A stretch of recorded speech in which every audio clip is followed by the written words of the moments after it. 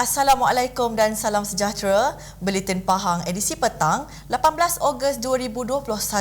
Saya Jannah Kamar Zaman bersama anda dalam Buletin Pahang. Kerajaan Pahang menyampaikan insentif kepada 35 orang pelajar dari 3 daerah yang memperoleh 6A ke atas dalam peperiksaan sijil pelajaran Malaysia SPM 2020 sebagai galakan agar kecemerlangan dapat diteruskan pada masa akan datang. Bagi pelajar orang asli dan murid berkeperluan khas MBK orang kurang upaya pula, mereka hanya perlu memperoleh 5A ke atas dan kesemua pelajar cemerlang dari daerah Pekan, Kuantan dan Rompin ini menerima RM100 bagi setiap A yang diperoleh mereka.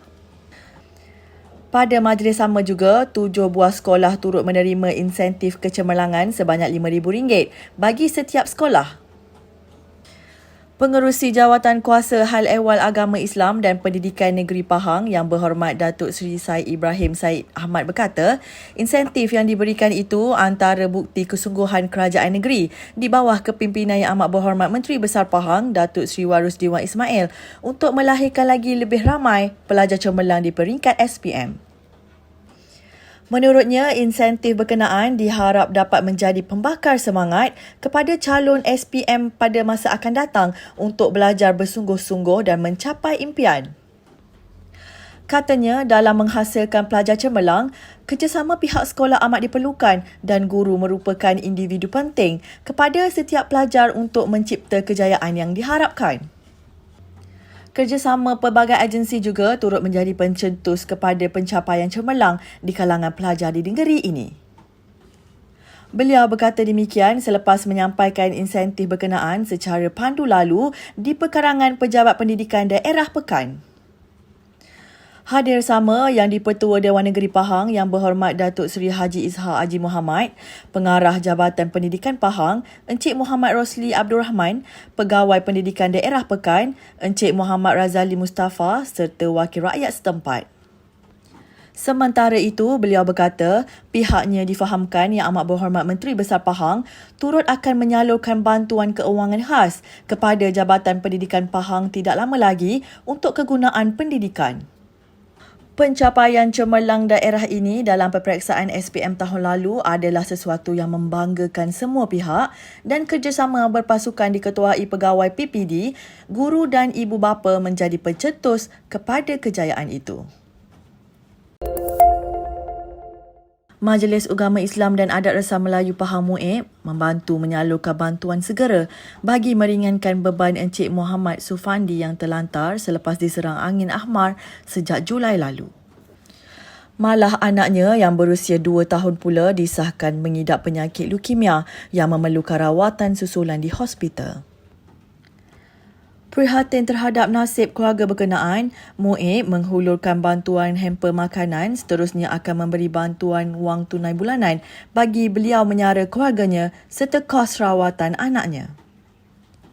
MUIB dalam satu hantaran di Facebook berkata, pengurus MUIB Temeloh berkesempatan menziarahi Encik Muhammad Sufandi yang kini terlantar di Kampung Pang Senam di Temeloh. Beliau mempunyai 4 orang tanggungan dan tidak dapat bekerja setelah diserang angin ahmar di tempat kerjanya pada penghujung Julai yang lalu.